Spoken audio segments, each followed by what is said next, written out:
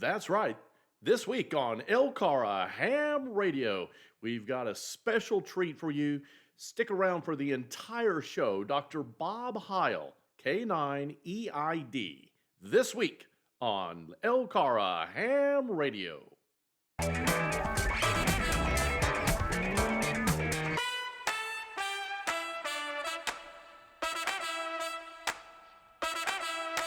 All righty. Well, good evening to everybody that's on our Hands-On with LCARA presentation tonight. And looks like we've got a pretty good crowd here. We're still expecting a few more. And I'm just jazzed to have this particular individual for our presentation. Chris Perry, my brother, KY4CKP, really did all the outreach and so forth to get Dr. Heil here with us tonight. But he had an engagement that he had to take care of, a personal family business, and was unable to attend tonight, but he would have been here. So being that I was going to help him and co-host, that is what I'm doing today. So let me admit one more of our members. Dr. Heil has a very storied past and history. He may go into some of that here during the presentation. And we're also going to ask him to talk a little bit about the technologies and products that he's helped create and put out there for ham operators like ourselves, whether it's headsets or possibly other devices. And that is what we're going to look at here. K9 Echo India Delta is our guest speaker tonight. Okie dokie, all ready to go? Yes, sir. We are ready for you. Take it away. Thank you. Thank you. I appreciate the invite. I love spending time with clubs. I used to do it years back in person, but this COVID thing kind of stopped some of that. And then we started doing these Zoom things, and we're finding out I can do them better here than I can live because I got all my toys and things to help me explain some of this great hobby. I'm going to take a few minutes with you to tell you where I came from. And a lot of you are going to say, well, now, what has this got to do with ham radio? And it has everything to do. At the age of 12, my parents bought me a Hammond organ, a B3. And I'd been playing accordion for a couple of years, but I started playing, teaching myself by listening to records, you know, those big vinyl things that had a hole in the middle, and some of the great theater organists of the country. 2 years later, I was 14.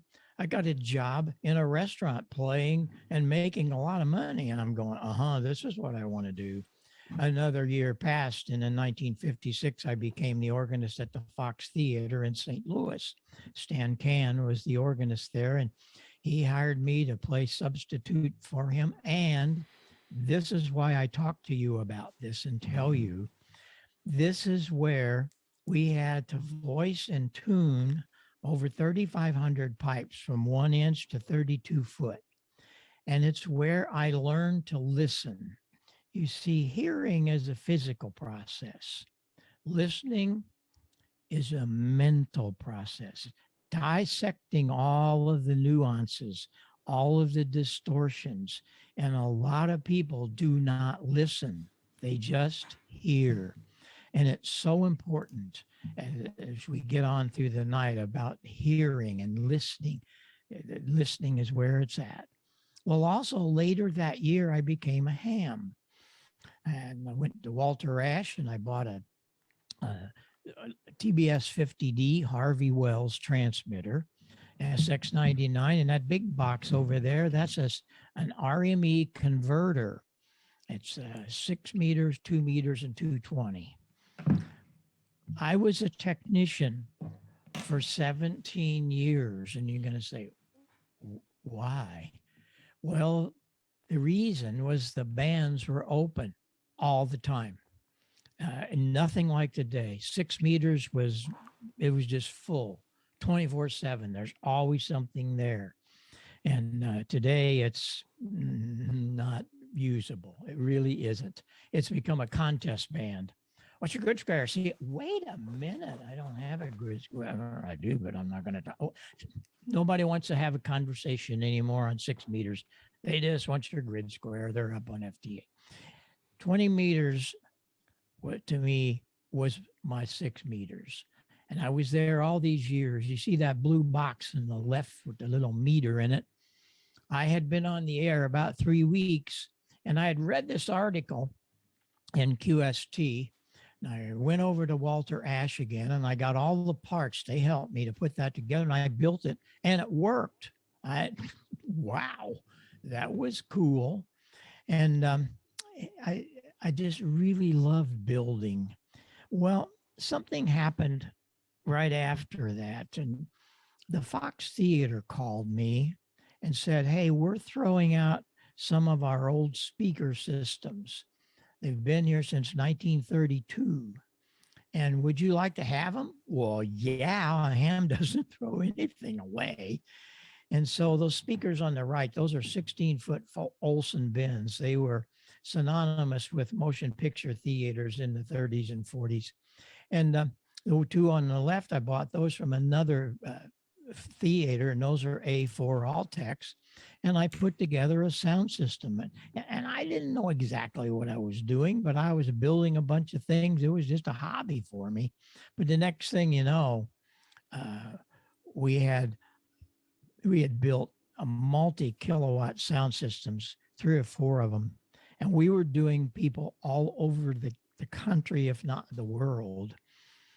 Great groups that you've learned to know and love and so on. And there they were. I was their sound engineer for about 14 years. And they become very good personal friends of mine. Joe Walsh, WB6ACU, Peter Frampton, Pete Townsend, so on and so forth. And of course, the Grateful Dead were such good friends. And you would think, wait a minute, because you're looking at a guy that has never tasted beer or anything, never has smoked anything, and for gosh sakes, never did any drugs. But I enjoyed being with these people. They needed help, and I could help them. Jerry Garcia, after we did the first tour with them, he would come to Marissa and just talk to me. He just learned things, so he said. But then my life changed real fast. I got a call from Paul Klipsch. Paul Klipsch is the father of the hi-fi world. He's the father of the folded horn. He was an amazing guy, and I couldn't believe he was calling me. And he wanted to come and see those kilowatt systems because the biggest system we had was 8,000 watts. And this is, I didn't know it, but I bought a bunch of Macintosh amplifiers, and we had all these great speakers, put JBL drivers in them. And the next thing you know, we were talk of the industry for many years. Well, Paul came to see me. He flew his little air coupe up to Marissa. Marissa, Illinois was my home then, about 50 miles southeast of St. Louis. And it was all day. Like, he was much taller than I. Why did you do that? What made you do? How did you learn to do that? What college? I didn't go to college. Wait, no, you didn't go to college. How did you learn this? Ham radio. No, I mean, where did you learn how to ham radio? That happened to me probably hundreds of times in my many, many years out. People wanted to know, how did you learn to do this? I did it because of ham radio. That's where I learned to build. And listening. Remember that, listening. Paul put me in his airplane, and we went down to Hope, Arkansas. It was his home. Spent a few days down there, the most gracious, rich days in my life, because he taught me things. And he didn't do it right at the minute, but I'm writing down notes like crazy. And I do hope that some of you will do the same, because you're going to hear a lot of things tonight that really mean something. He's standing in front of his K-horn, as he called it. That one he'd build in plexiglass just to show people all of the different angles. It starts out as a 15-inch speaker, and then all of the angles make it come out to a corner, and all exponential. And what's neat about it is it fits in the corner of your room. And so when it's in the corner of the room, there's an 8-foot wall this side and there's an 8-foot this way. They're the last of the 16-foot horns, which made it 32 foot. The thing would do 15 cycles like nothing. And you didn't hear a K horn. If you ever get a chance to hear one, you didn't hear it. You're going to experience it. It is totally amazing. And so we went on through many different things the next few days. That building you see is an old telephone exchange building. And that was his laboratory and where he did all of his work and studies and so on. I was so blessed to be able to meet him and think about this. He called me. That's crazy. We became really good friends. But he told me about something. He said, Heil, you need to know about the early telephone system. And why would I want to do that? He said, because it will help you with how you adjust your systems. Because the early telephone systems did not work well. Well, what was wrong with them? They were mushy. They had no clear speech articulation. What were they going to do? I can give you a little sample of this. As you're hearing me right now, everything sounds very good. All of the S's, the P's, all of that speech articulation is there. I'm going to reach over here and turn down one thing. This has a parametric equalizer in it. And I'm going to remove 2.5K. Now put that in your head. You're going to use it a lot here in the next hour. 2.5K. Here it goes. You probably can understand it, but not as well. The F and the S, the essence of sound, the speech articulation is gone. Why? Because I took a slice out of the whole spectrum. I'm going to put it back in. And when I do, wow, speech articulation comes alive. Now the F and the S, there's essence of sound, simply stunning. And it's all because of one thing. Well, there's a few things around it, but 2.5K is so important. But what was that? What was the telephone system going to do? There were no equalizers. They had no equalization. So they got busy with the engineers, 4,000 of them. That's who had been working at Bell in those days. They did a ton of things. You need to do a study on the Bell Lab guys. I was very fortunate because when Paul came to me, took me under his wing, he gave me this little book and he said, "This is your Bible." I said, "Really?" Okay. Well, it was all 800 pages of it. You want to know anything about audio? There it is. I still refer to it. And so what were you going to do? I mean, I didn't have Google. It was the audio encyclopedia. You guys and gals, you just punch up Google and you can find out about these things. And I do hope you do. The telephone engineers, Bell Lab scientists, they were incredible. But they set out to put 2 wires from New Jersey out to California. And every 500 miles, they had a relay station. They wanted to keep it up. They wanted to keep that voltage up, the current up, and the frequency response. And they did. But you heard what happened when they got to the other end. What was wrong? These guys were really going crazy. Well, the 2 lead scientists, and I do hope you know who these guys are, Dr. Harvey Fletcher and Dr. Weldon Munson. They started doing a study on what? The human ear. And they came up with what is known in history as the Fletcher Munson curve. And gosh, I hope you guys and gals know about this. You see, our ears do not hear flat. And the louder it is, the flatter it gets. That's why kids like to listen to music loud. Look up there at 100, 110 dB, it's almost flat. But down here where you're listening, at 20, 30 dB level, wait a minute.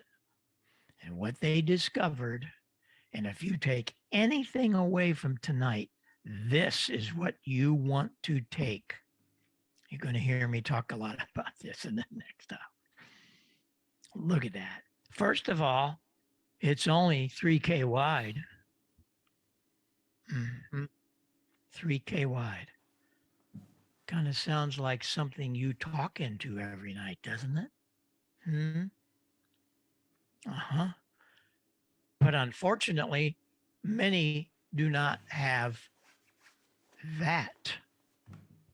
And so we'll come back to that. Now that the scientists discovered that they needed to do some kind of rise at 2.5 because of Fletcher Munson's experiments, what are they going to do? How are they going to do that? Well, they did it with resistors and capacitors. They're merely just high-pass filters. There's a great view of a high-pass filter. It's a capacitor straight through that carries all of the audio response. Depending on the size of the capacitor, you can slow that down by smaller capacitors. But use a big one and it all goes through. You have any bass you want to get rid of? Take it to ground. There's all kinds of equations that you can work this on. The low-pass filter is reverse of that. All the full range comes into the resistor. And you want to get rid of highs, you take them to ground with a capacitor. But that one to the left, that high pass filter, that was it. We didn't have equalization. No. It's really hard for a lot of guys and gals to think about that because, my gosh, everything today's got an equalizer in it. But this is way, way away from this. Young man, John Volkman, look how young he was. He was working for RCA, and his job was to go into motion pictures theaters and fix their playback system because, in 1930, there were no more silence. It all had audio with it, and it was pretty mushy. And so little John did this. He made a little box and he put 3 low pass, 3 high pass or so, and he'd insert it from the program source, which was a film projector, into the audio amp input.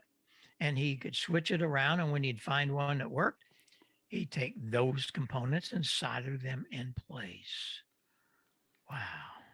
You see, this is difficult to understand and realize and believe. From 1920s through to 1967, we were pretty much void of serious equalization. It wasn't here. It came up a little bit, 1948, 52, right in there when hi-fi came in. I know I was a young teenage kid. I had one of the first hi-fi system.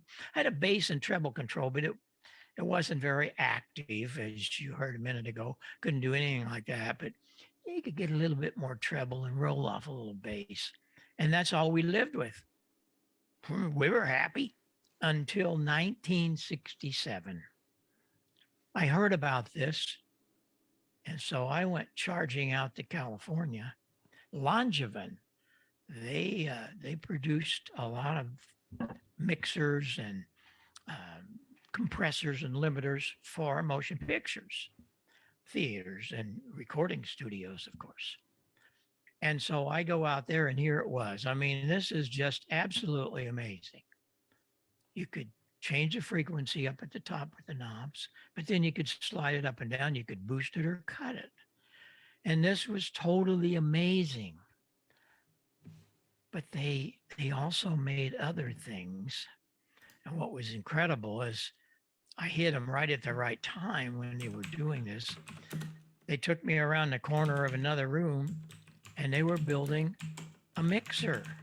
And wow, because we were just using line mixers and doing all these great acts there in the beginning. This is what we had. That's what anybody had. Really, those are from the broadcast world, in that they were line mixers and they were just 4 or 5 or 6 channels. There was no equalization. There was no monitors or none of that. It was crazy. So I bought 2 of those.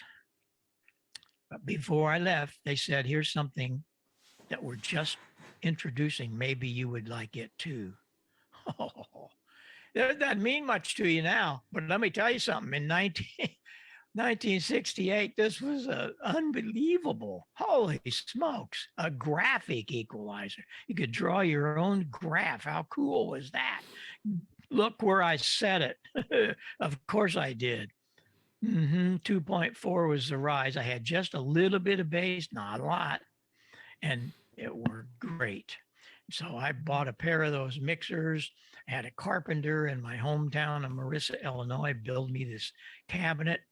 We had their compressor limiter, 2 mixers that made 16 channels, and of course, the wonderful equalizer. So Heil Sound was really, we were really the top of the knock when all this was going on. But I'd got tired. I'd been on the road for many years with these guys and gals, had a good time, but punk rock came in. A lot of the rock festivals, we did several rock festivals, and they were all muddy messes. And so I thought maybe it'd be time to move on. Well, I hadn't been on the air in a long time. So I come back home after 12 years. I turned on my KWM2 and I couldn't believe it. I couldn't believe what I was hearing, because when I left, the audio was really wonderful. Yeah, it was only 2.1 wide, but it was clean and articulate. What was I hearing when I turned these things on? This is what I heard. What happened to my great Art Collins audio? Huh? Some of them had it right. Whiskey Zero, Oscar Juliet Yankee. So I knew that there was hope, that some of the guys had it right. But man, I had to listen to this for a while, and I said, Copy 3 Alpha. I said, no, we're not going to accept this. If I'm going to get back on the air, I got to do something. And there again, I was just talking to myself. I didn't know that there was a great wall in front of me that I was going to climb. I borrowed some ideas from young John Volkman. You remember John Volkman, right? I borrowed some things from John. What were those things? Equalization. Because by 1972, things were looking pretty good equalization-wise. And so I built the EQ 200, I called it. It was a 2-band equalizer. The low filter was at 160. You can plus or minus that 12 dB, cut or boost. What is the high filter? If you don't know, I really have failed so far. I told you we're gonna talk more and more about this. It's 2.5K. And so you're gonna boost that. You're gonna roll off the bass. It just gives such life to transmitters. Transmitters I'd never heard of before. Kenwood, Yaesu, Icon. What are you talking about? Well, yeah, they didn't mention microphone. Really? Well, they don't sound good. Well, they came in a box and they're really good. Says who?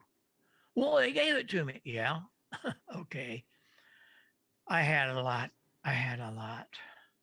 to do because equalization had not arrived. So I wrote an article and I sent it to QST, July 1982. They called me back and they said, this is a revelation. in our studies, we have never seen anything about audio equalization into ham radio. This is a fascinating article. These are their words. We will make it the lead article, and it will get the cover award for July of 1982. So things started progressing pretty quick. I made one mistake. The article had great diagrams, had all the parts and how layout, so on, but I put my phone number in there. And I started getting phone calls, not from one or two, but hundreds. They didn't want to build it. They wanted it right now. Well, I had closed that plant 2 years earlier. So I called back two of my best solder gals, and we started building EQ 200s, lots of them. And so things got really good. And it came to the point where ICOM called me one day and said, watch for a letter from Dr. Inouye. That's Inouye Communications, the founder. And he said, in his letter he sent to me, he had a picture of his IC 781. That was a great transceiver, one of the better that they built in those days. A lot of DXers and net controls, and everybody used them. He said in his letter, with a picture of my gold line microphone, that freaked me out. My gold line microphone on my boom. I was the one that brought booms to this industry because whenever you hear me on the air, I'm always doing something. I'm always soldering. I got workbenches that roll out from under here and so on. And I can't hold the microphone, had desk stand. So I brought booms to this industry in 82. But he had a picture of all that. He said, I'm thinking of new radio. I want to know if we can use EQ 200 in this new radio line. And so it is. History will remain. From the Pro 1, Pro 2, Pro 3, all the way through their line. Every one of them, including, including this little baby. If you don't have one of these, you want to get it. This is wonderful, the little 705. The 705 is a 7300. And it's in a little bitty box. And all of this stuff allows you to have equalization, all of the necessary things that you really need. It even has DStar and 2 meters on it. It's got more stuff in it than the 7300. And the 7300 is a marvelous piece. It really is. But they all have my EQ 200 in them. But there was a problem once it got out there. And the problem was that guys never heard of equalization in ham radio. They didn't know what was going on, so they just left it a default. They'd get on in the morning with their group. Oh, Joe said you sound just fine. Well, no, you don't sound just fine. They're just used to hearing you all the time. And so I had to start doing a website and how to do this. And here's how easy it is. What is the very first thing you do when you sit down at a radio? I know you're going to tell me turn it on. No, seriously, what's the first thing? You have to set the transmitter bandwidth, TBW. That's so important. The transmitter bandwidth. Please set it at 100 on the low end and 2900 on the top end, as you'll see on your screen. TBW, that's the wide mode. They also have a mid and a narrow mode if you're doing DX work. We'll get into that in a minute. But you go up to after you set the bandwidth, you go up to the EQ and you lower the bass a little bit. We want to get rid of it. And you're going to say, well, yeah, this bass is good, isn't it? No, that bass is horrible because the bass covers up everything. And it just erases all of the beautiful articulation you had. Let's get rid of that. I didn't turn it off. You don't just turn them all the way off. You balance it up, but listen how pretty my articulation is now. So you lower the bass a few dB and you increase that treble because it's a 2.5. And all of the rigs, all the ICOMs have all the stuff in them, just different. There you can see on the 7610, you can see that the 3 bandwidths to choose from and so on. And there was 7851. A lot of the Pro series had this looking screen. And there again, you set the bandwidth and then minus and plus and so on. They also asked me while we were talking to build them a microphone because these companies do not build their own microphones. They OEM it from somewhere. And, oh yeah, Heil came in the box and it's got their name on it. That's easy to do, but it's not right. When you compare those freebies that you got with something designed for that line of radios, we have a whole different ball game.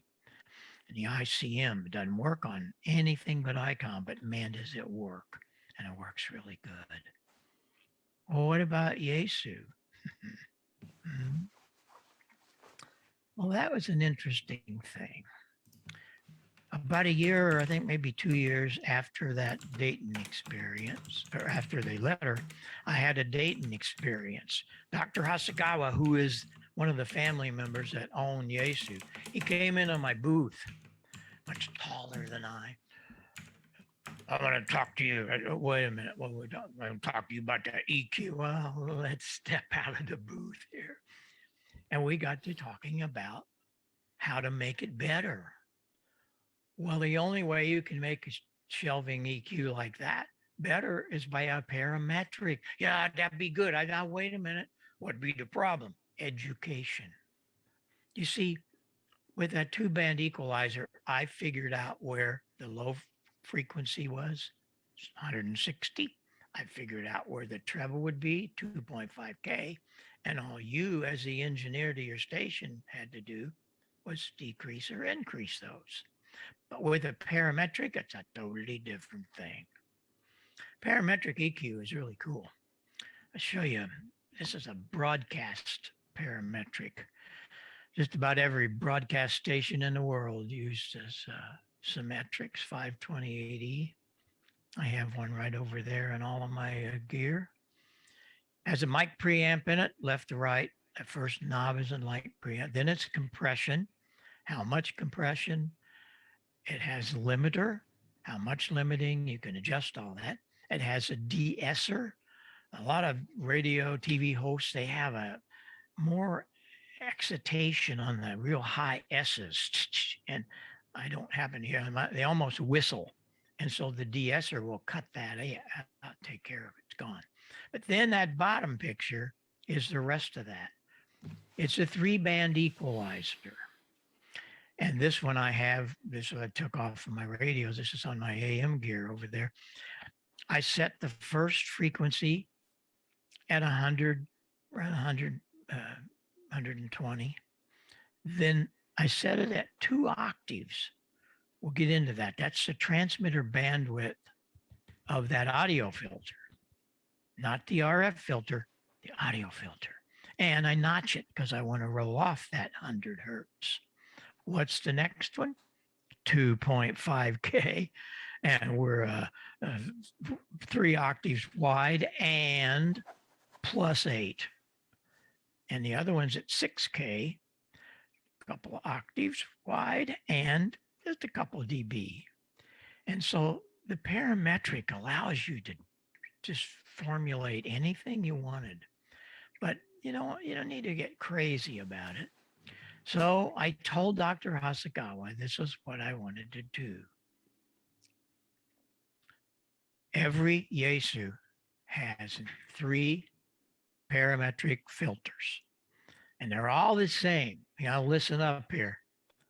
From the 9,000 back around 2000, 2001, from the FT 9000 all the way to the new 101, they have my same parametric equalizer. That's where people get confused because they do a silly thing. You will notice in this picture of the screen of one of the Yaesus, I've fuzzed out all of that stuff on the left side. That has no meaning to you. What that is assignment numbers, 201, 202, 203, so on. Another Yaesu would have 301, 302. Another one would have 401, 402. We don't care about that. What we care about, that there's 3 filters. Now, you ready for this? There are not just 2 controls, there's 9. 9, and you have to figure out where they are. Can you believe this? You have to figure out where the 9 are. Wow. So let's dig into it because it is pretty simple once you see it. The first filter, and there's 3 things to adjust on it. You have to adjust the frequency, the level, and the width. So we're going to set it at 200. We're going to adjust the level at -2 or 3. And then we're going to do the bandwidth, the audio bandwidth at 2 octaves. We're going to talk about that in a minute. That's how wide that filter is covering. The next one's at 900. How did I choose that? See, that's the problem. Guys don't know what frequency to really set these things, so they just forget it. No, you have the greatest tool in amateur radio sitting in front of you. Do not default that. Now, why do I pick 900? There's something between about 600 and 900. It's a boxy sound. And you do this with your ears and you'll hear as you talk. You want to get rid of that boxy sound. And so we're going to set that at, anywhere like 700 or 800, 900. And you're going to minus 3 dB or 4. And we're going to be at 2 octaves. What about the third one? You know where it's going. 2.5 at +8. And again, it's going to have 2 octaves of bandwidth. You see, parametric filters are so cool. You can move them around in frequency on the center line. Then you can boost or cut that once you stop on it. And those red lines are the bandwidth. You can make it real narrow, or you can make it wider to almost touch the next one. So I just use it at 2 octaves. Those are, in the audio world, octaves. If you play piano or anything with keyboards, you know what an octave is. Well, this really works great. And it's a wonderful thing for amateur radio. Here's another look at the bandwidth. The narrow bandwidth would be the blue line. A little wider would be the green, and then the red line. And this is just a wonderful thing. You can go on our website and you'll find this and other things. You go into the support page on the HAMRadio side. There are 2 websites. When you go to heilsound.com, you have the pro side, but we're going to go to the HAMRadio side. There's a place to click that. And this will give you hundreds of pages. But then you go to support and you will find the DSP settings. There's probably 60, 70 pages there. Things like this, things like what we've been talking about, they're all there telling you how to do this. But there's also Kenwood. They came to me when they were designing their 990. And at the time, They wanted to do it better. I want to do that parametric thing. Okay, well, let's do like six octaves. Okay. Okay. Well, after a couple of years of fighting with it, this is what they did. Stupidly. 13 bands? Are you kidding me? And that came from their page. That's what they tell you to set it. Look at it. Real heavy on the bass. Dropped up here at 243. What is wrong with you people? This is what it should be. And this is just minor. I haven't done a real exciting equalizer, but it sure helps. If you have an older radio and that doesn't have EQ, you can go to W2IHY. He has a great little 8-band parametric. That's what Kenwood should have really did. That's what I tried to guide them to, but no, they had to do something stupid. And the settings are just like we talked about. You rise at 2.5, nothing exorbitant around 6 or 800, and then you lower that low end. The proper settings are for rag chew. You want to look at just what we were doing. But for DX work, you're going to roll off all the bass and really scream the highs.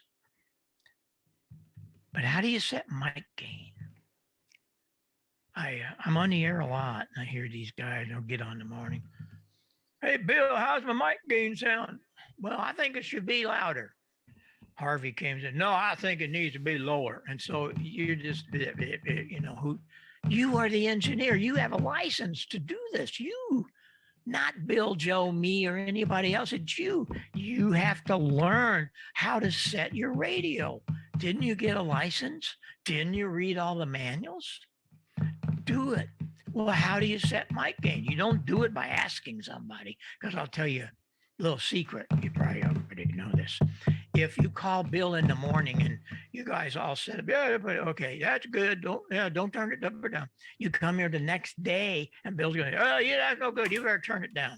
The next day, you better turn it. You see, no. Do I call KMOX across the river, CBS, and tell them, hey, I think you got too many highs, or you ain't on enough high, or you need more. You think I do that? No, they have an engineer, and he sets the parametric equalizer you saw. He sets that, and they don't change it.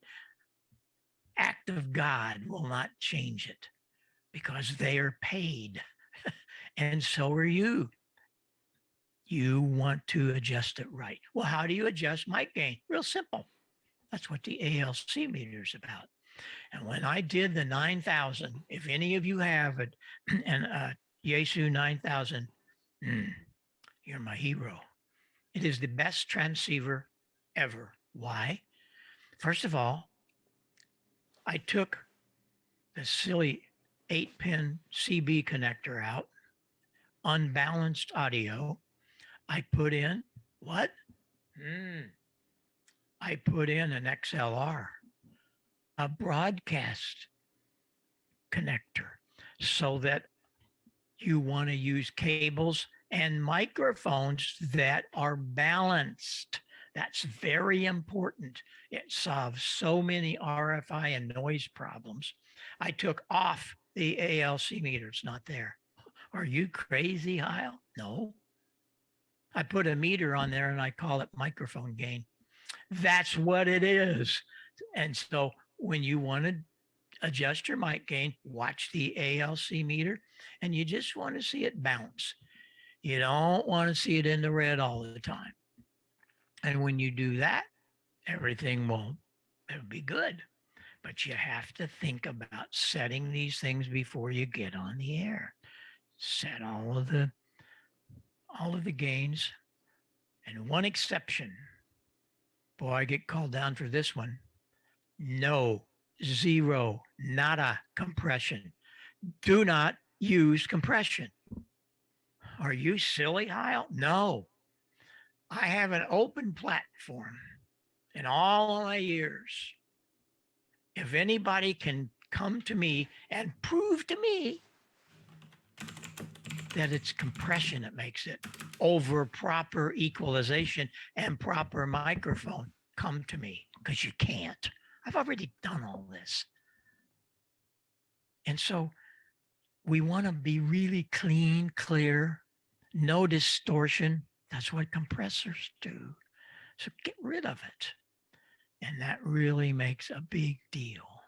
Just keep in mind, you want to listen. You want to listen to your signal. In another receiver is how I do it. You can do it by listening to the monitor, but not all monitors are great. And then you want to adjust things like the AVC, automatic volume control, right? Well, most people don't pay attention to that. And how do you set your RF gain? How do you set your RF gain? Most people, they just turn it on wide open. Really? Huh. Why do you do that? Watch and listen. Remember this. Listen. What happens when we reduce the RF gain and we slow down the AVC? Not fast, so it won't pump. And I don't turn off a noise limiter, turn on a noise limiter. The noise goes away because I lowered the gain. Here we go. This is a fascinating part of tonight.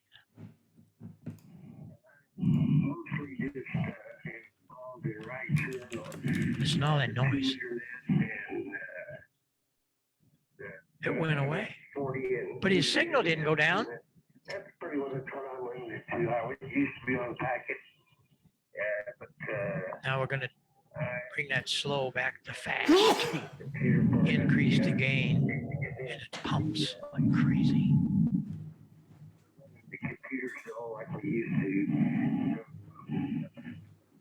It's a very simple thing. You're not going to lose signal by lowering the RF gain. Now, you're not going to shut it all the way off, but determined by the signal you're listening to, you take that RF gain down.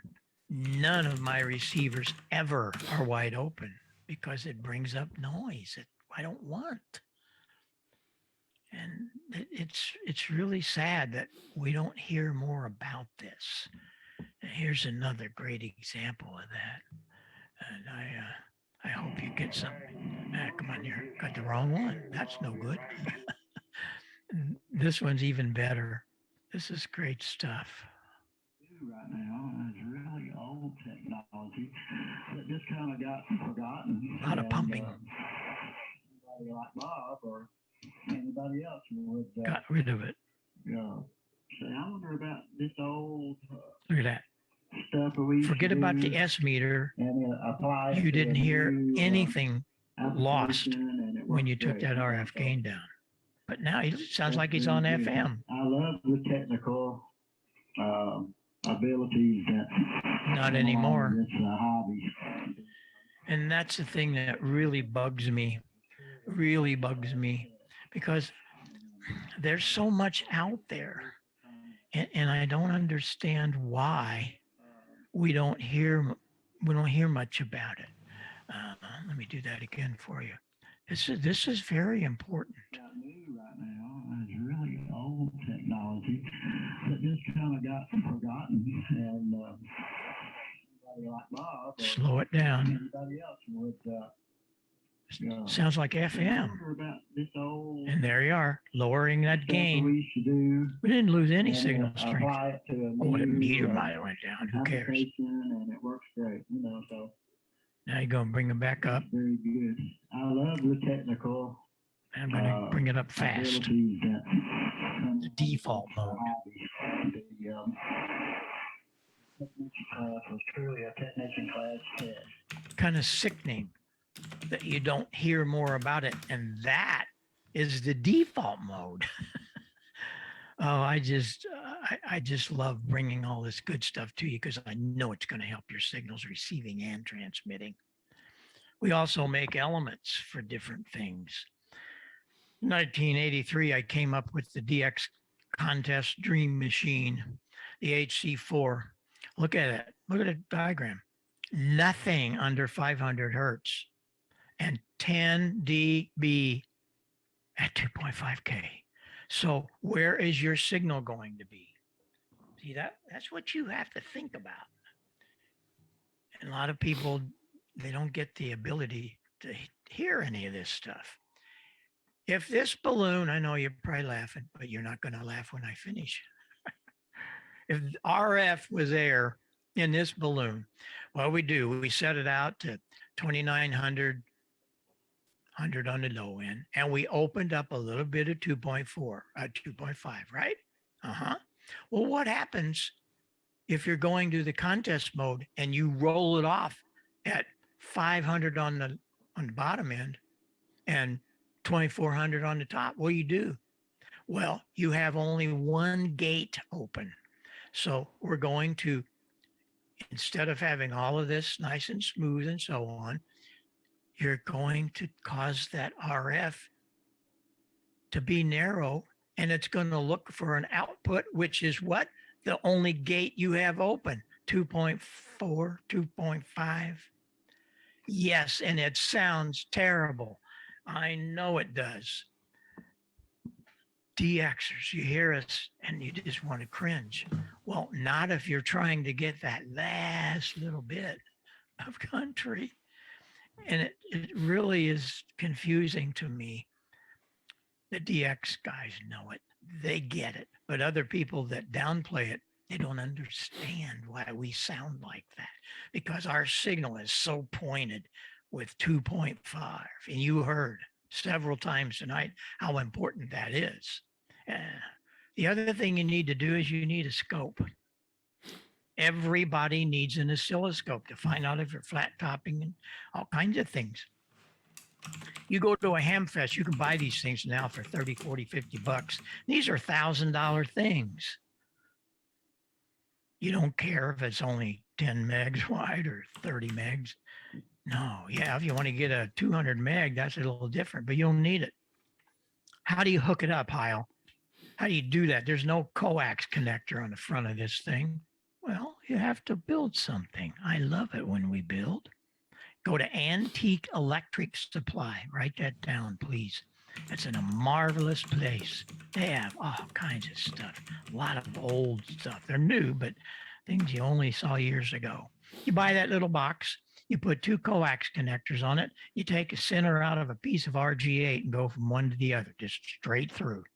Then on the input connector, you build a voltage divider. You can see it in that top. It's 51K to 680. And then at the junction of that voltage divider, you do a 0.04 over to the RCA jack, which is what you'll plug into the scope. It's wonderful. It's just wonderful when you can do these things. The other thing is so important. You need to know how to talk in a microphone. Heil, what is wrong with you? Well, I hear some of you, and I just want to sometimes break in and help you because you should never, ever get more than 2 inches from a microphone. Where did I learn this? Audio Encyclopedia. Yes. Every time you double the distance, watch and listen to this. Every time you double this distance, you lose 3 dB. So every time you back up,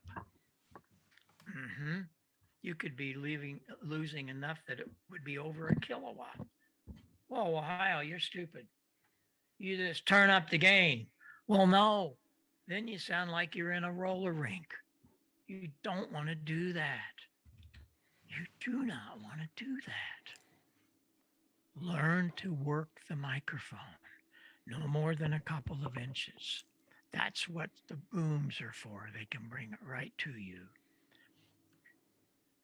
I was a really good friend of Joe Walsh's. Well, I still am, but we started back in the '68 with the James gang, and it was about 2006. We had a home out there for a few years to help him, and he wanted me to build him a better microphone. And I said, "What's the problem with the microphone you have?" I'm going to unplug this.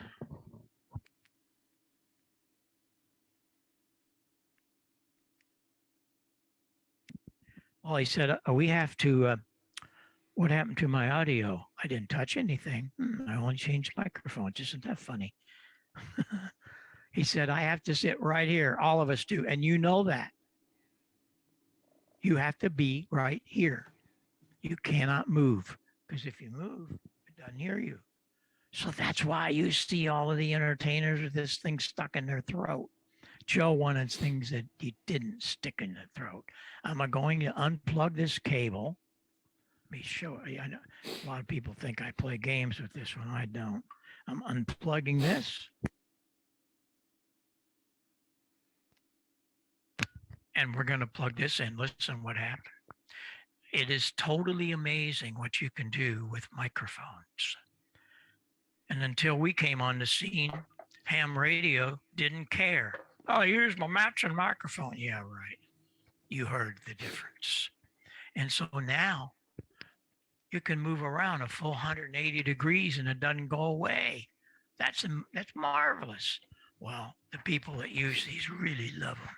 That's because what I learned from the scientists is a thing about power focus. And we also want to do things of omnidirection only on the front, not on the back. We want to be able to remove everything coming from the back, all the noise and stuff. I'm going to do the change mics again. I better show you that I'm doing it and not playing games.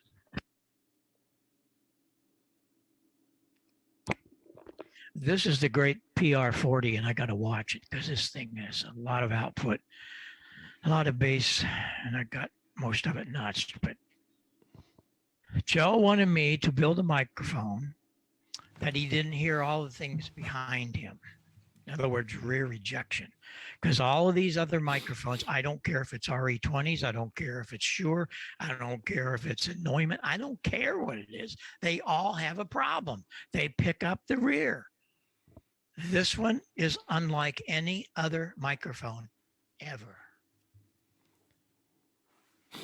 What I did, first of all, it's the largest diaphragm of any. It's 1 3/8 inches. RE20s, all the other microphones, they're like 1 inch, maybe 1.25 inches. That's it. This thing's big. It's the largest dynamic microphone. And I did that because of the transient response and all of the articulation we can get from some of these. But what about that rear? Watch this screen, because this is a phenomenon only to the PR40. Here we go. When I talk in the back of it, it's 40 dB down. It's still working, but it's 40 down. They love it. The broadcasters love it. The recording studios love it because it gets rid of a lot of noise that's they don't want. And how I did it was very simple. I opened the whole bottom of the element. And that was the key to it, because everything else out there, they only have little holes, like 4 of them, 6 o'clock, 9 o'clock, 12 o'clock, 3 o'clock, little 1/8 inch hole. That's not enough. You guys are the $1 million engineers. I'm just a crazy little hand that listens a lot and learns a lot from some of the dynamic people in the audio world. And so the PR40 it's really amazing. The microphone I've been using here before is a baby of that. The PR40 gets down to 28 hertz. Again, no other microphone gets down that low. So for HAMRadio, it gets pretty furious, and it's hard to tame all that low end. And we're only 3K wide. So I built the 781, and it's wonderful. I brought that out with the ASU because Dr. Hasakawa wanted. Let me go back.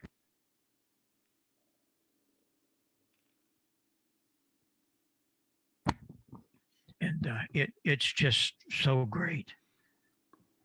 It's become the podcaster's best friend, and a lot of broadcasters are using it too. And of course, I'm sure you're all aware of our headsets. We've been the leader for 37 years or more, and now the Pro 7 is really outrageous. It's so good, and the contesters and the DXers, they love all of this because it makes their signal better. And especially the headphones. I used a couple of things in building the headphone. First of all, I got word over the years from contesters and serious operators, maybe one of you. They wanted a balance control because a lot of people are hard of hearing one side or the other. So you can balance that right here. The speakers in here are very exceptional. And even though this thing looks heavy, it's not. It's very comfortable because of the ear pads. And the speakers are about a good 3/4 to an inch from your ear, and it gives time to breathe. It's really, really nice. The speakers sound great. And there's this. I put a separate jack, output jack, so your logger can plug into there. You don't need a Y cord and all that messing around. Just plug him right in there. Great for field day and let people hear what you're doing, but especially for when you have a logger.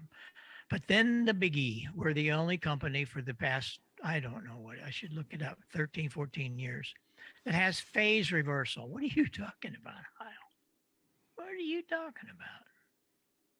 Well, if you hear a weak signal,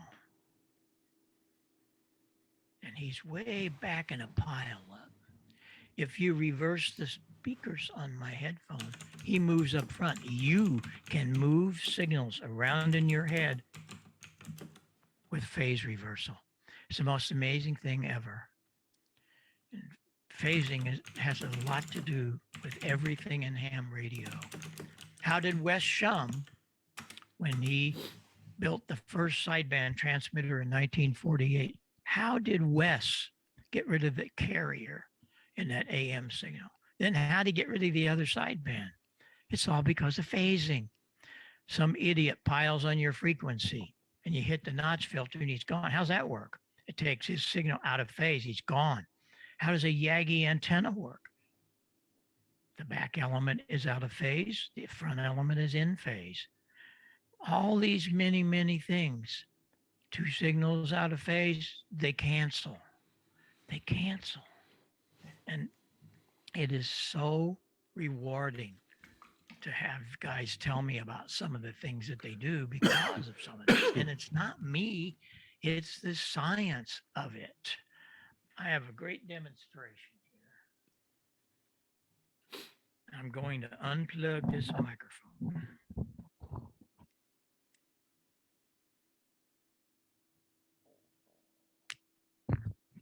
I built a Y cord, no, nothing fancy here, a Y cord so that we can get two microphones into one input.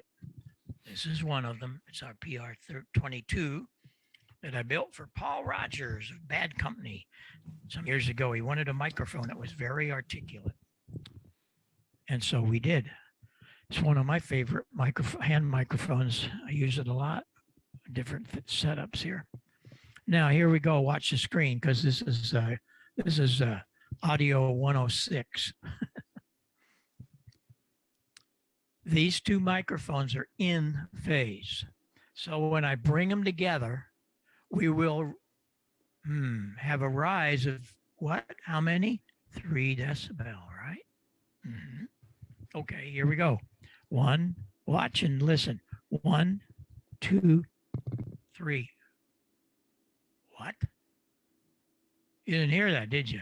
I'm going to take 3 away. Watch and listen now. You know, this is how important listening is. 1, 2, 3. What's the deal? The deal is you're running 600 watts and you don't have the right microphone. You don't have your right equalization. And so you're going to go buy a kilowatt.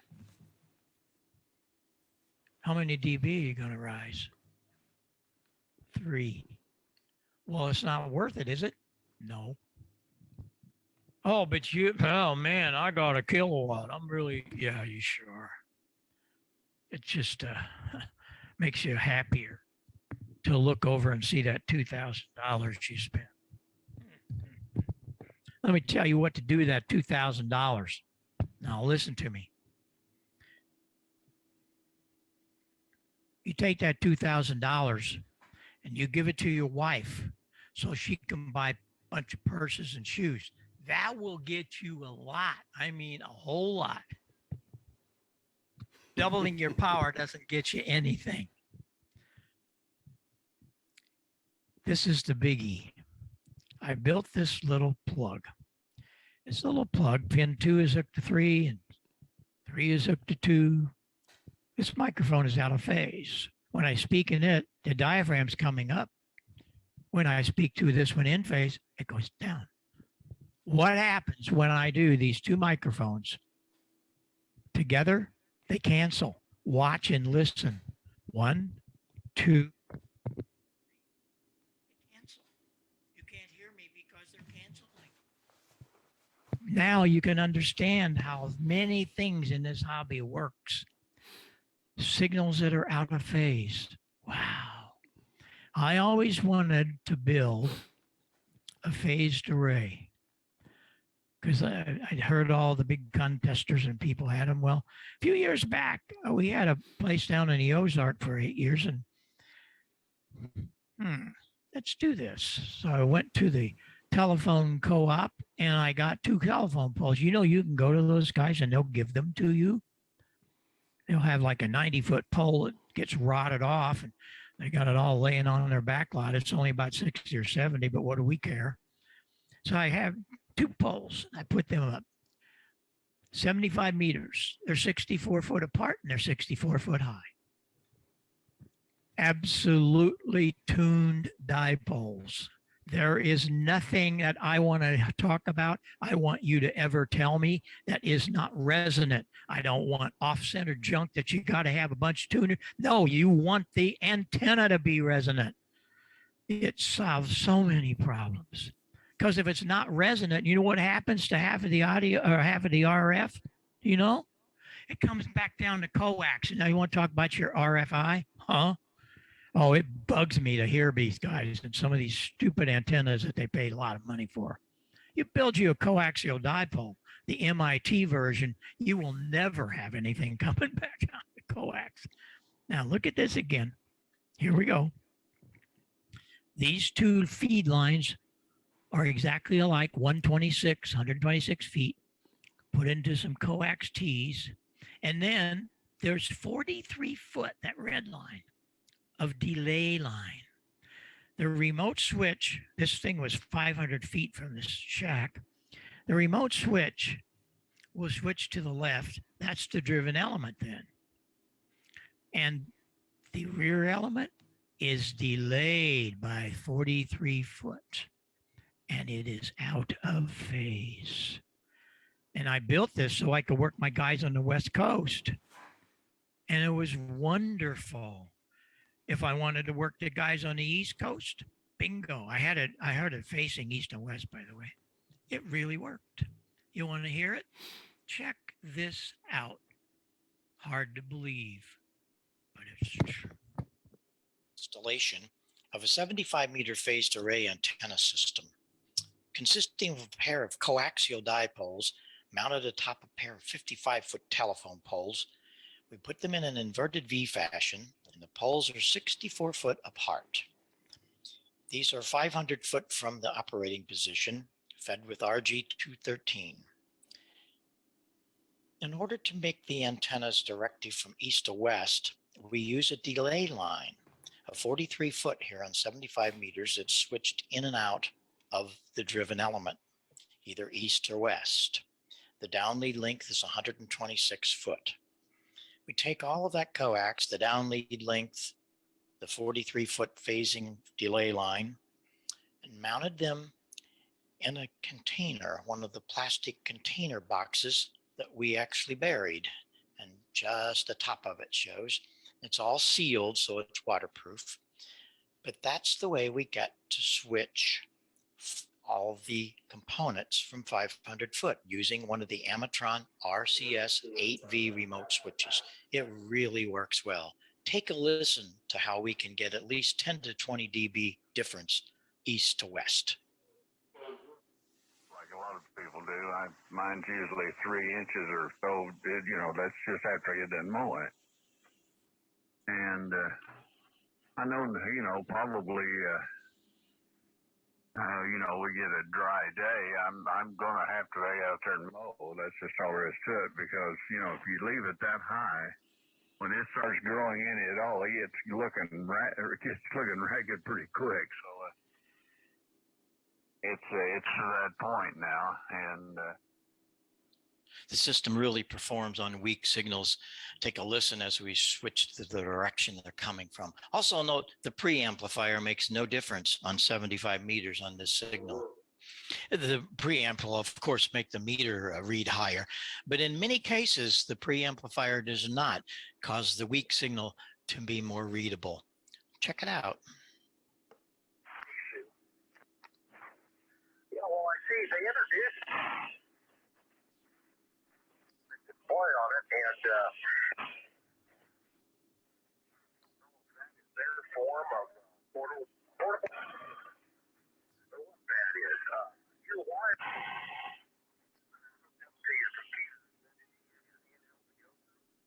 Yes, I've said it several times. There is nothing like a resonant dipole. And I have a whole many hours we could get into with antennas. I love antennas, but resonant dipoles is where it's at. And one of the other things is about the feed line. When I first got into this hobby, I was a young kid of 15 years old. And I met up with this guy on 6 meters. He was on a single sideband on 6 meters in 1956. That wasn't heard of. It wasn't on 20 meters very much. Well, I started talking to him and found out he was a chief engineer at KMOX CBS in St. Louis across the river. And I was in those days playing the organ at the Fox, and we'd play for 8 minutes, and then we'd have a couple of hours that we had to wait till the movies were over, and then I'd come back up out of the pit and so on. He said, come visit me. And so I rolled up in front of his building, the address, and it was KMOX. I about fell out of my car because I was only 15. I also had a driver's license from the state of Illinois that I could drive to work. That was cool. Anyway, I took a piece of coax to him on one of my other visits, and I showed him, you know, you solder through the holes like the handbook shows you. Oh, he come unglued. He said, you can't do that. I said, well, that's what the handbook show you. I don't care. He said, you cannot guarantee me that all of those little wires on that shield are soldered. This is how you do it. And so all of my coaxes from there out to this year have been like this. But I don't show very many people these. I tape them up so you can't see them. Until about 6 years ago, I visited K9EID. Familiar? Tim Duffy from DX Engineering. He's got a couple $1 million contest station. I mean, he wins all these contests. He has the greatest operators and all that. Well, I look over in the corner and here's this bundle, probably 80, 90. Guess what? They were all soldered like this. And then I told him, I said, I'm so happy to see this. And I told him why. He said, no, you can't solder through those holes. You'll melt the center conductor and everything else. And so he then the other day sent me this. It's a DX Engineering Gadget. What is that? Interesting, and it's purple. You take a piece of coax, RG8, RG13, cut it off clean. You put it in there and twist it. And then you put the other end in here and it will trim just exactly what you need to fit on a connector and do the right way. So these are all fun things, but they mean a lot when you're really trying to make it happen. I also, how do you get coax into your shack? Through the window. You put down a toilet flange, just like you're going to set a toilet. And then you lay the tile down and bingo, what do you got? It's great. And so those are all things that I find them very helpful, and I try to help a lot of people. We'll come back here some night and we'll get into the pine board. It is something.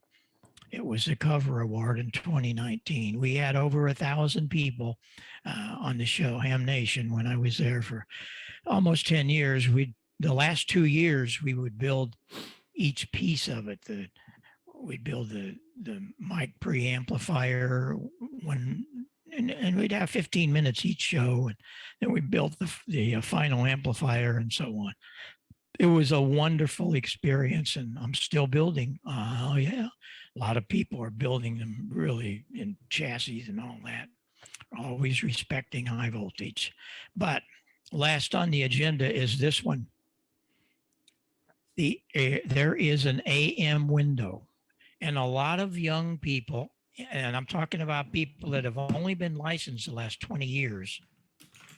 I've been licensed 65. They don't know about this, so they just take their sideband VFO and just move wherever they want. No. When AM was king back in the 50s and sideband started moving in the late 50s, there were wars. I'm telling you. I know one instance where a guy from Paducah took his shotgun and visited another guy in Tennessee to tell him, you stay off of our frequency. Well, there wasn't any kind of thing. So they, and along with other guys, sat down at a gentleman's agreement. It was a gentleman's agreement. And this is what they came up with. 3880 to 3890, that's only reserved for AM. 7290 to 7295, only AM. 14286 and so on. The biggie is that 75 meter one. You see, AM operators are crystal controlled. So we can't move. Sideband can go anywhere. And so you have to be respecting that and be a gentleman about it. And in closing, one of the other things that really bugged me over the years is these manufacturers come up with their speakers. You got to be kidding me. They're little 3 and 4 and 5 inch pieces of crap. They're just terrible. They put them in a steel box and sell them to us for 150, 200 bucks. I said, time out. So what I did, I borrowed some knowledge from my great mentor, Paul Klipsch. First of all, I took that speaker, look at that speaker, the magnet's huge on it. I took that speaker outside in free air, found out what the cone resonant was, and then you treat the inside of the cabinet to meet that. So there's no phase distortion. There's no distortion. And I'm using balance line inputs, 600 ohm in, that come from the preamp. And that looks like this. It's a very, very interesting little piece.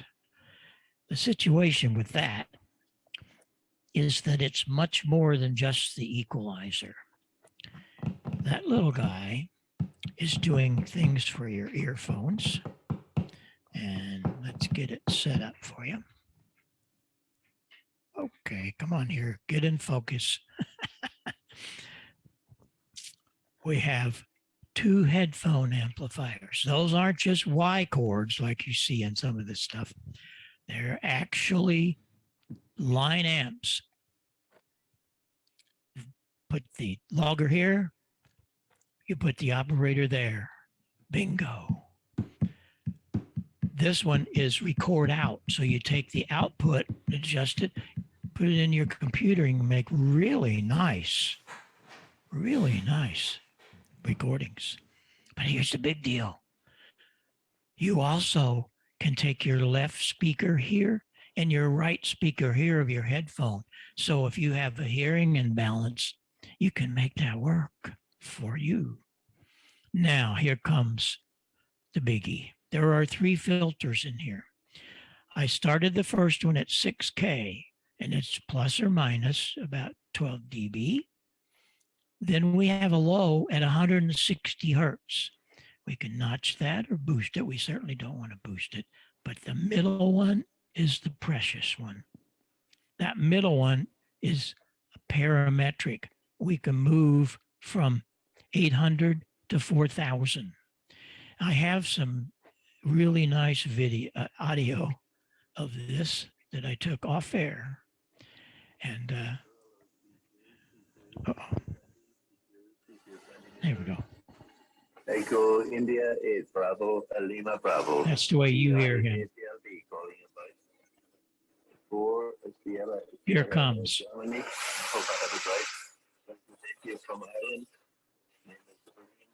India, Alpha Mike, over. This is the way you hear him. It's flat. Here comes 2.5. Echo India 8 Bravo, Lima Bravo. BI ATLB calling invite. Here are a couple of usual single sideband signals that are mushy and bassy, difficult to understand. So you can add some speech articulation just by adding some 2.5 mid-range. Again, we're flat. You know, a sideband, but they're just not, it's not the same as a rig built, you know, just for 2-meter sideband. You know, the receivers will never compare.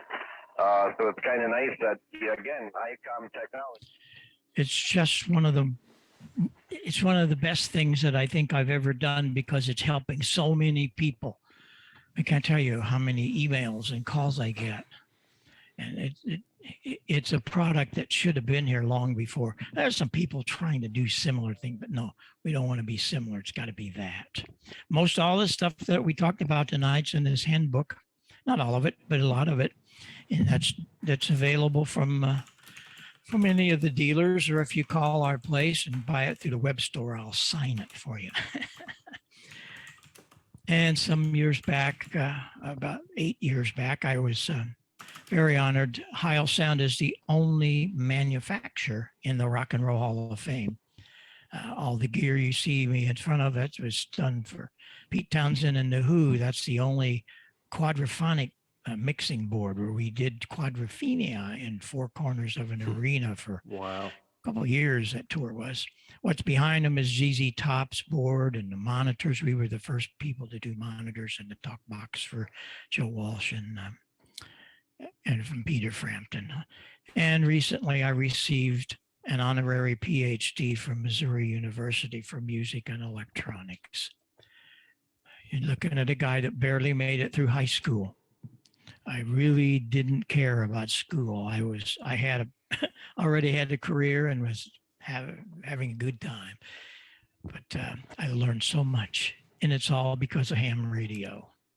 But I thank you for your time. Are there any questions tonight? I sure hope there are some questions that I can help with. All righty, guys, this is your opportunity. Take yourself off of mute, and if you've got any questions for Dr. Heil, now's the time.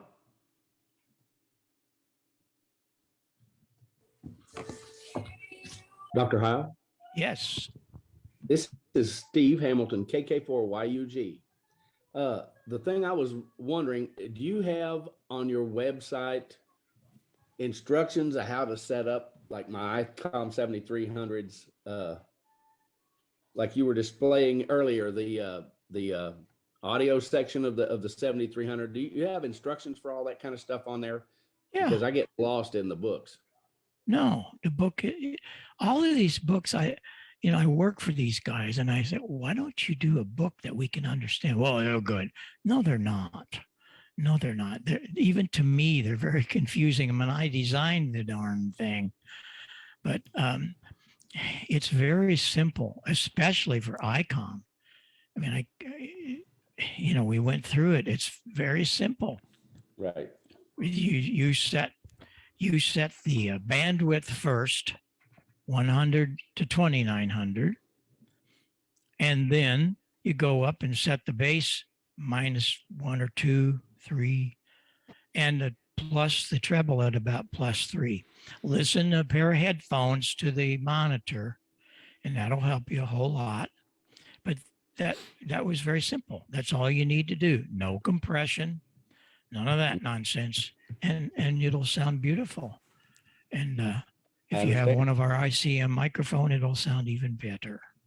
So that'll help you. And if you run into trouble there, no problem. K9EID at ARRL. You send me a note and I'll be with you either on the phone or Skype or whatever. Don't be shy. Send me an email. Let me know what you have to work about. Okay, brother. I appreciate it.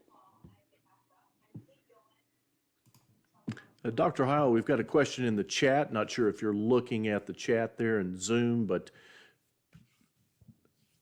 Mike Luckett has a question. Can you speak to what he was calling the upward spread of masking? And that's beyond me. I don't even know what that is. Me too. Mike, if you can elaborate on that. Yeah, what are you talking about? We just came through 2 years of masking.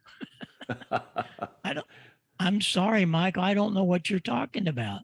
Spread of masking in audio?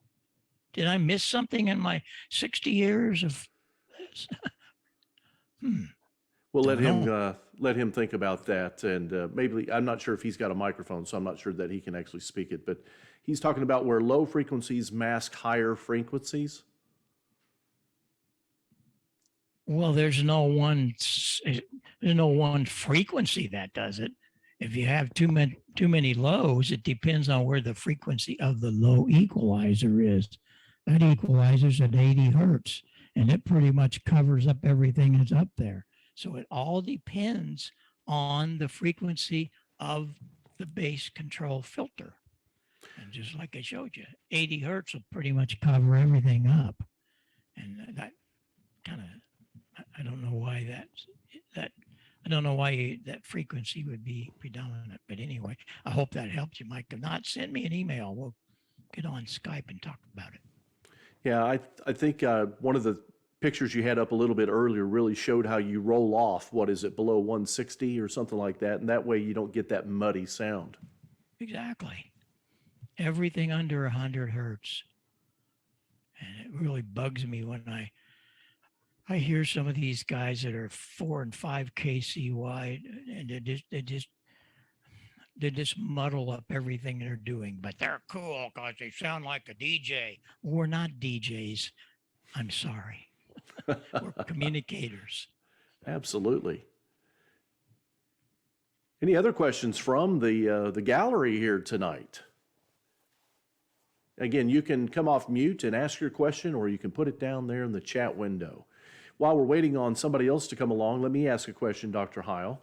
One of the things that's interested me about the headsets, I wonder what your take is on, I know your headsets cover the ear, and that's really going to help to keep extraneous noise from getting in. Is there a line of your headsets, or do you have any position on noise canceling headsets for that sort of work? No, I did some of that for a while, but I don't find them to be really useful. I really don't. The main thing is that they will fit your head right, and all of our headsets have a steel band in them, and to make them fit just right, don't be afraid to bend it. You're not going to break it. You see, there's stainless steel band in there, and you want to make it fit tight, and it will be fine. The new little headset, I never did much with handy talkies, but until recently, this is the headset for the 705.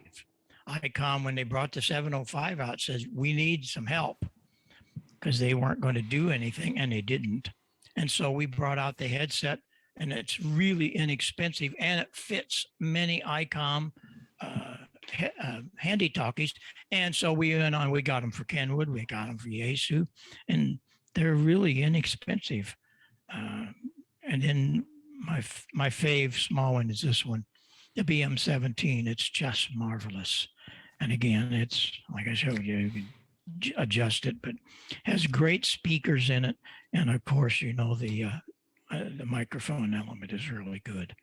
So that's really good. But all of them, the Pro Set Elite are really popular with a lot of them. That has a big ear pad, and it sounds so good. I got studios using some of those, which is kind of crazy when you think about it. We're talking about hot dog recording studios, and then this one was designed the Pro Set 3. That's just a headphone.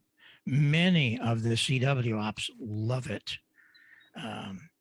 because it also has phase reversal, and they really like that. So if you have one of our headsets with phase reversal, you know what I'm talking about.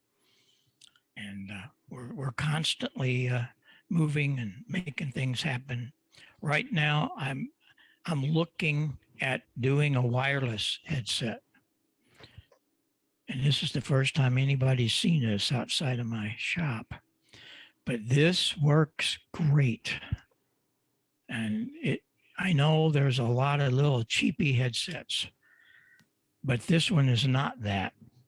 It's got incredible fidelity, and it works great.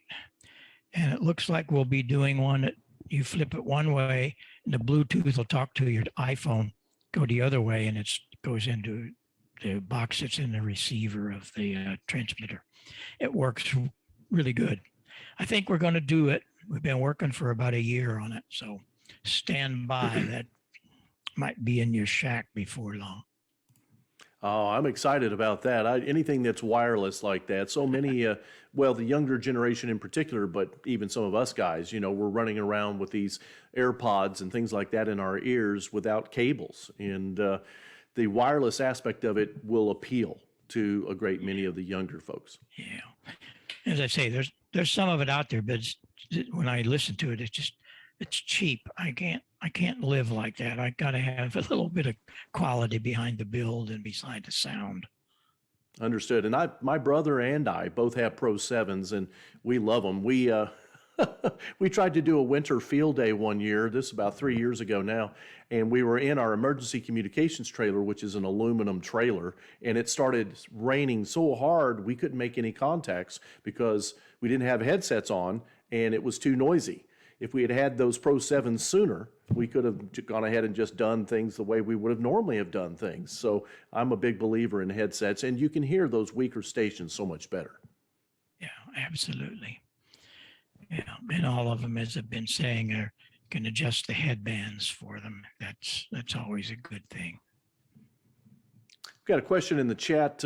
Maybe you want to just summarize. Tommy asked, did you do a summarization of the settings in the Yaesu? And you did that a little bit earlier. There were those 3 settings for each band, low, medium, and high. I think it was 200 frequency, -3 dB, 2 width, 900, -3 dB, and then 2.5 plus 8, I think were those settings. All Yaesus have my same parametric equalizer. There it is. That's the starting point on all of them. Yes, I know the assignment numbers are different. And do not worry about the stuff in the red below, because if you use compression, you have to reset it for all that. Don't use compression. If you get the right microphone and you get the right setting that I'm showing you right here, beautiful. You get good articulation. That's what you need. And the right microphone that has a little rise in that 2.5 also. But all of the Yaesus are the same. 991s, the 101s, 10s, all of them, 950s, all of that. They're the same equalizer. I did it for all of them.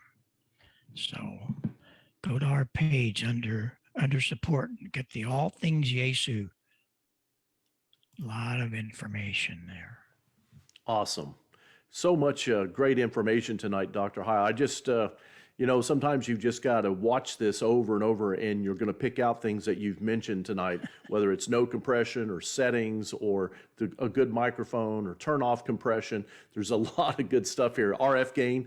I took notes, and I'm going to go back and go through some of these with my radios, and I know some of the guys probably will as well. Fellas, do you have any more questions as we probably cut it off here in the next couple of minutes? Any more questions at all? Mr. Austin, go ahead. Yeah, pertaining to the equalizer settings on the parametric EQ and the Yaesus, in the menu it listed as Q for the bandwidth, and my understanding is that Q factors are the lower the number, the wider it is. Is that correct, or am I mistaken on that? Yeah, they tell you in the book about that. You can. That's one thing in their manual they do help you with. Yeah, they do tell you a little bit about that one. And sometimes it's really hard to hear the difference, but listen, mentally dissect what you hear, and you'll be okay. You'll be okay. I had another question too about the like the 7300. It's got equalization, I guess, settings for the receive also, not just the transmit. And it has the setting for a low pass and high pass filter. Can you speak on that a little bit, maybe? Well, there again, depends on what you want to do with it. The low pass filter is going to pass more lows. The high pass is going to pass more highs. So it depends on how you want to listen to it. And the receive, they have equalization, but what are you going to get in? Are you going to listen in a junky little speaker? Oh, I have a matching ICOM speaker. Well, it's junky also. I work for them. Let me tell you, what you want to do is you want this guy. You want to make your receiver. I hope you heard that tonight. I mean, that is just an amazing difference when you can punch up that mid range, and it just, especially when you're doing a thing with DX work and in the noise stuff, it works great. But yeah, that the 7300 is a wonderful, wonderful piece of gear. Have fun with it. Two good questions. Thank you, Austin, for both of those. Anybody else? We're just about ready to pack it in. Any further questions for Dr. Heil tonight? He's been so gracious with his time.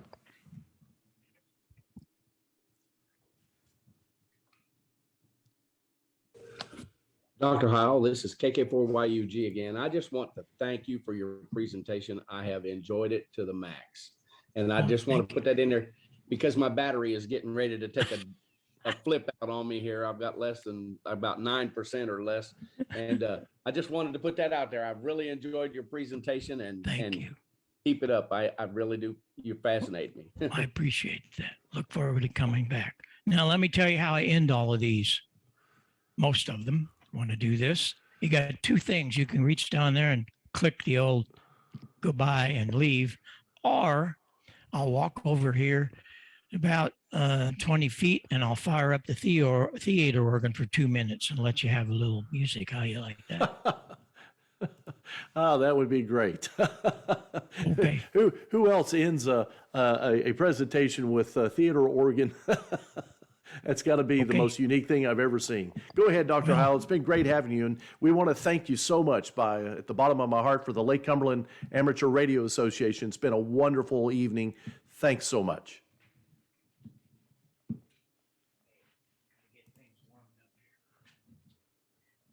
Yeah, I look forward to coming back, and greetings to all, and don't be shy. Send me email, give me a phone call, whatever. I'm always here for you. Yeah, Love we're HAMRadio. looking forward to having you back sometime.